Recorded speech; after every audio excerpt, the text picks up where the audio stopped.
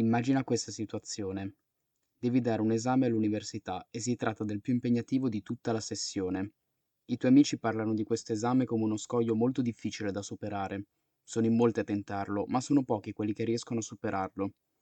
Nonostante ciò, non ti sei demoralizzato e hai continuato a studiare facendo del tuo meglio. Arrivato il giorno dell'esame, però, qualcosa va storto.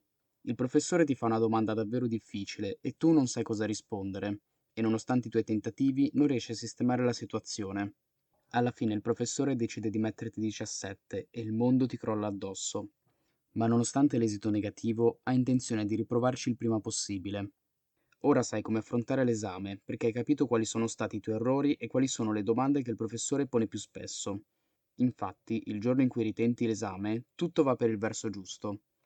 Rispondi in modo esaustivo a ogni domanda che ti viene fatta e aggiungi anche dettagli che la prima volta avevi tralasciato per l'agitazione. Il professore, soddisfatto del tuo orale, ti mette 30 e ti fa i complimenti per il lavoro svolto. Questa situazione ci insegna che fallire, per quanto possa essere doloroso, è fondamentale per avere successo e raggiungere i propri obiettivi. Non sei convinto delle mie parole? Allora fermati un secondo, perché ho qualcosa di importante da dirti. Ma prima di tutto ti do il benvenuto nel podcast di All Care Today, l'Odissea del cambiamento, nel quale affrontiamo temi come la crescita personale, il benessere e la salute mentale, con lo scopo di migliorare la tua vita a 360 gradi.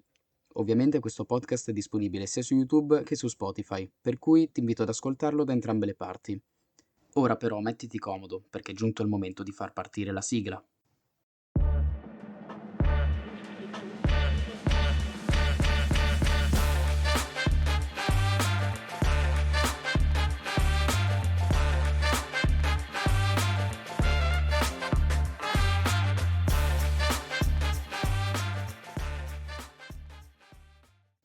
Quando pensiamo al fallimento, lo vediamo spesso come un ostacolo alla realizzazione dei nostri obiettivi.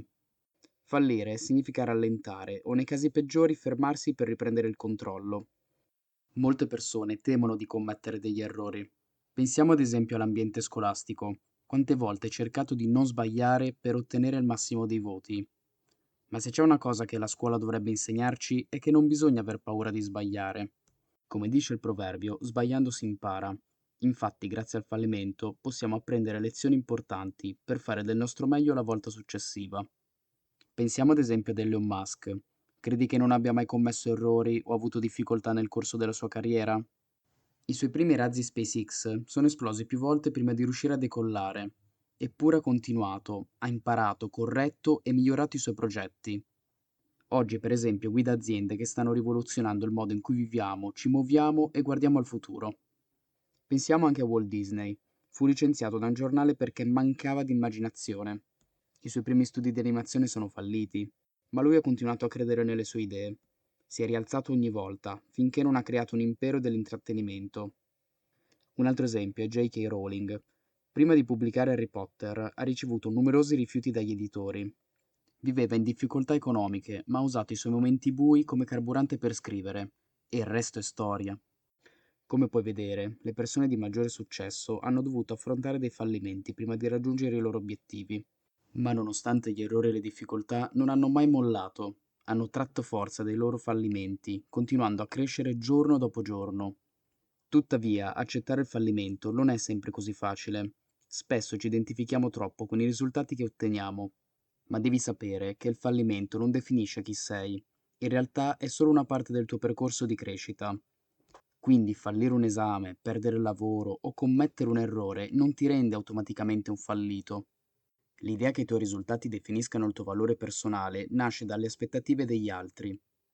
Il fallimento è spesso visto negativamente, perché ti fa credere che non sei in grado di mantenere gli standard imposti dalla società. Ma a volte il fallimento non dipende direttamente da te. Ci possono essere imprevisti o ostacoli esterni, quindi smetti di darti sempre la colpa per tutto. Tuttavia questo non deve essere una scusa per evitare di dare il massimo ogni giorno. Se sei arrivato fino a questo punto del podcast, probabilmente ti starai chiedendo come posso usare il fallimento a mio vantaggio. Come avrai capito, i fallimenti possono insegnarti sempre qualcosa. Ad esempio, puoi imparare dai tuoi errori e diventare una persona migliore. Innanzitutto, analizza cosa è andato storto. C'è qualcosa che potevi fare diversamente? Prova a parlarne con qualcuno. Il confronto con gli altri può aprirti gli occhi su certi problemi che forse non avevi neanche notato. Puoi anche scrivere su un diario come hai vissuto quel momento e cosa fare la prossima volta per affrontarlo al meglio. Una volta capito l'errore, pianifica il tuo prossimo passo. Non limitarti a sperare che vada semplicemente meglio. Crea un piano d'azione concreto e funzionale che ti permetta di uscirne vincitore. In conclusione, non mollare mai. Cerca di rialzarti ogni volta che cadi e ricorda che fallire non è la fine del mondo. Ogni errore ti avvicina a una versione migliore di te stesso. Quindi abbi il coraggio di continuare, perché è proprio quando gli altri si arrendono che tu puoi fare la differenza e costruire qualcosa di straordinario.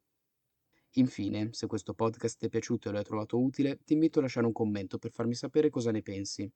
Ti invito anche a lasciare un mi piace e a iscriverti se ancora non l'avessi fatto. Inoltre, su www.allcaretoday.it trovi l'intero articolo e altri articoli su consigli, riflessioni e idee legate al tema della crescita personale e molto altro ancora. Detto ciò, ti ringrazio per l'attenzione e ti invito ad ascoltare il prossimo podcast. Buona crescita personale e alla prossima!